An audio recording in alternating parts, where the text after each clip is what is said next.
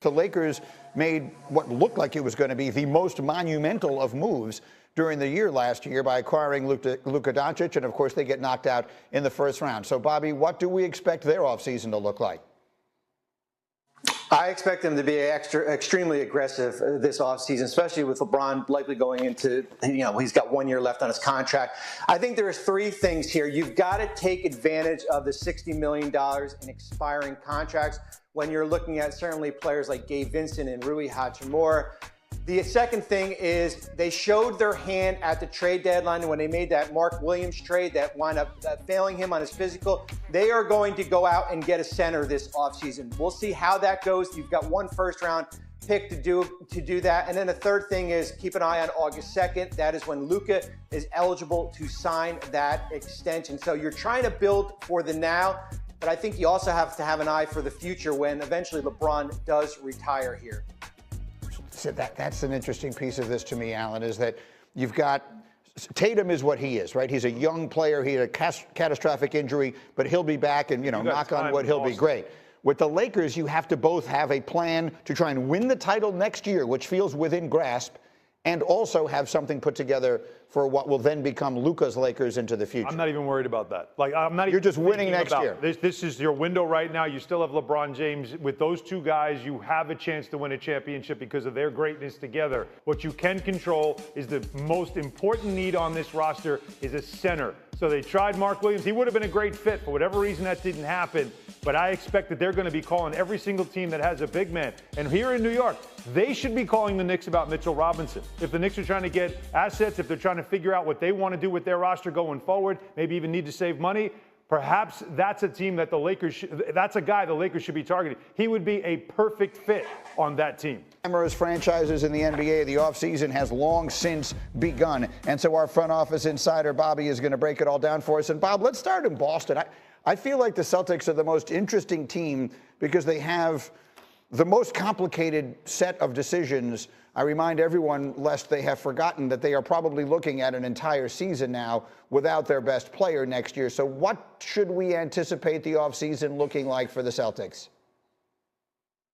Greeny, I think there's three different options that Boston's going to be looking at this offseason here. The first, and it's probably the most unlikely, is basically running this group back, bringing back Al Horford and Luke Kennett, who are free agents.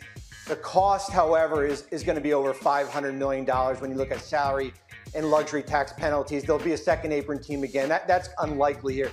The second is the cost-cutting measure. Remember, $23 million over the second apron. How do you get under? Is it moving off Kristaps Porzingis? This is not a market where there are a lot of teams that have money to absorb it, potentially a player like Drew Holiday also. And then the third is the reset roster. Remember, as you said, Jason Tatum is likely going to be out for an extended period of time.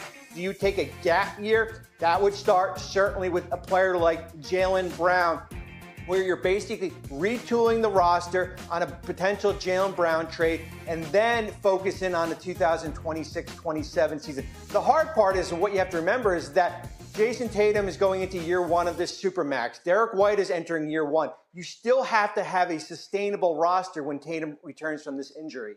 What are the Celtics? What is your expectation, Alan, for the Celtics in the near future? And by that, I guess I really mean the year after next when Tatum is back. Year after next is when I think that's when I'm with Bobby. I think the third option is the one you got to think about because trading Jaylen Brown. No. The third option is resetting the roster. I wouldn't trade Jaylen. To me, you keep these two guys together. Well, then what would constitute resetting the roster? Everybody else. You build around them again because they are getting older. Al Horford, by the way, 39th birthday today. Happy birthday, Al. But it's like, you're getting older. Those two guys are in their prime. You've got to continue to build around them, but you can't build with older, more expensive players. You need a year to do that. It's okay to take that kind of gap year. I love the way Bobby phrased that. And you could still be a play-in team in the East because the East isn't really that good. So you have enough there that you can make a push, still be a play-in team, but also move on from some older pieces, reset your roster knowing you still have two centerpieces to build around. Jay Will. I feel like with every time we talk about Boston, Giannis's name comes up. I mean, Giannis's name is going to come up with every team. Everybody out there talking about is going to try to force Giannis on some roster. If I were Brad Stevens, I would try my best to keep these two together. I truly believe that Jason Tatum and Jaylen Brown are championship contenders consistently when they are on the court. And I think they are complementary towards each other. We have been able to see that multiple times with the way they've been able to play. So just like Alan and Bobby said, I think you have some pieces that are older. You can assess the market on Derek White. You get under the cap, you retool for the future. But I would have my future with Jason Tatum and Jaylen Brown as the face of the Boston Celtics moving forward for the next 5 years. So the suggestion is that this group, as we have known it, has won a title last year, has came so close a couple of times in the seasons before that.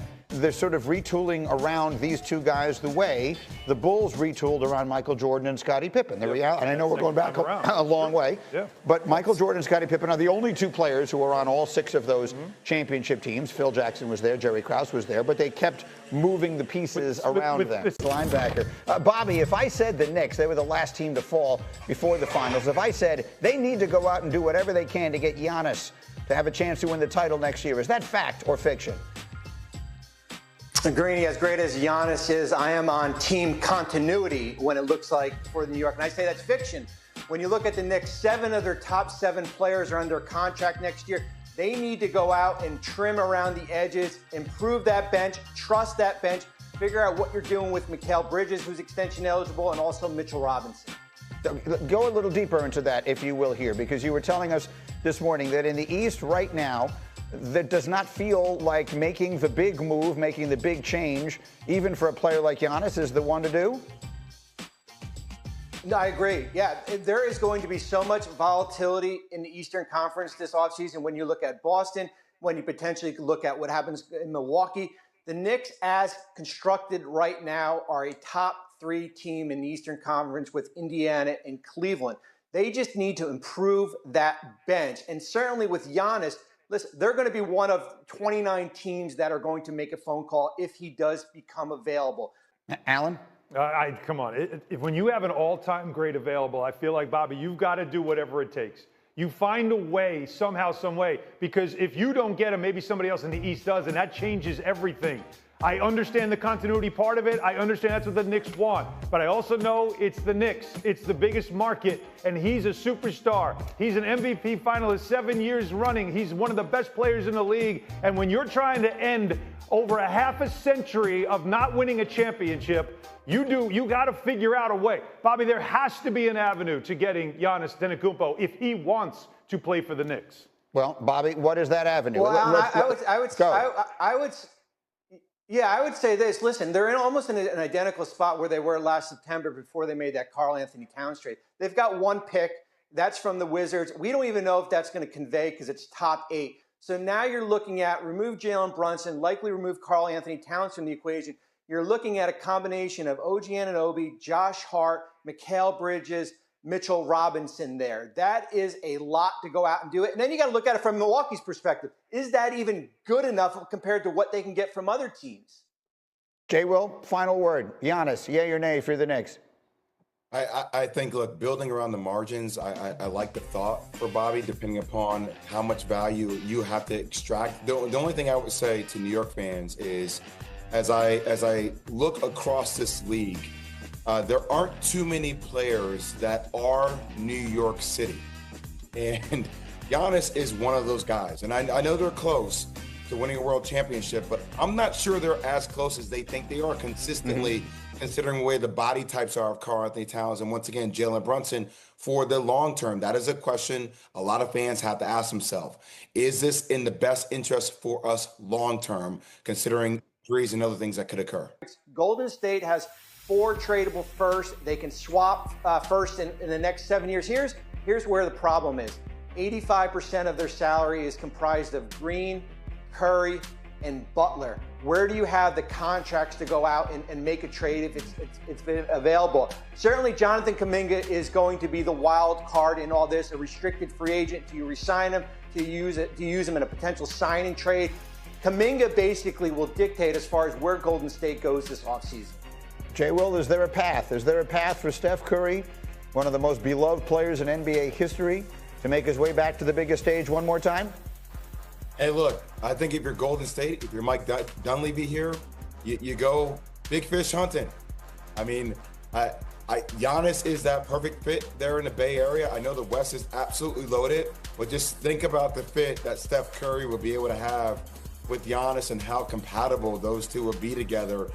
They have draft collateral. Obviously, you need to make moves and get under, but they've shown multiple times they don't care about going into the second apron or over the salary cap. I mean, that's what Joe Lacob does. And if there's a one way you can send off Steph Curry off into the sunset on the horse, that's with Giannis. Oh my God! Why are you making that face? Because that's the KD thing all over again. If you do something like that, Meaning they just be so good. oh my God! I mean, but Bobby, is there really an avenue? I know there's 4 first-round picks, but how much can you possibly spend in tax and everything else to get a guy to put a guy like that on that roster? How can you possibly make that happen? I would say I would say how it'll happen is that you're likely trading Jimmy Butler, Draymond Green in a trade. Yeah. That's how it's happened. You can't, there's not a scenario where you could fit Giannis and then also keep the other 3 players there.